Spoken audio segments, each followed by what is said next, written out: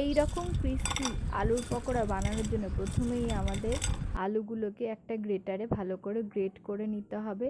তারপর গ্রেট করা আলুগুলোকে ভালো করে জল দিয়ে 3-4 বার ধুয়ে আলুর যে স্টার্চটা থাকে সেটা বার করে দিতে হবে, তবেই কিন্তু আলুর পকোড়াটা ভালো ক্রিস্পি হবে।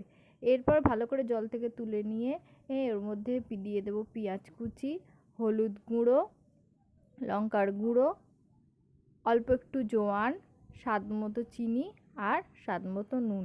এরপরে পরিমাণ মতো বেসন আর আরও ক্রিস্পি করার জন্য দিয়ে দেবো চালের গুঁড়ো। এরপরে ভালো করে এটাকে মেখে নিতে হবে। যতটা বেসন লাগবে এক্সট্রা করে আরও বেসন কিন্তু আমাদের অ্যাড করতে হবে।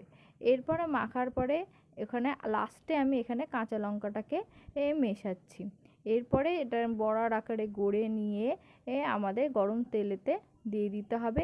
এখানে কিন্তু আমি আলুর পকোড়াগুলোকে ডাবল ফ্রাই করছি যাতে এক্সট্রা করে ক্রিস্পি হয়। প্রথমে কিছুটা আধ ভাজা করে তুলে নিয়ে তারপরে আবার সেগুলোকে আমি তেলেতে সেকেন্ড টাইমের জন্য ফ্রাই করছি। তাহলেই কিন্তু আমাদের আলুর পকোড়াটা এরকম ক্রিস্পি হবে। রেসিপিটা ভালো লাগলে লাইক আর সাবস্ক্রাইব।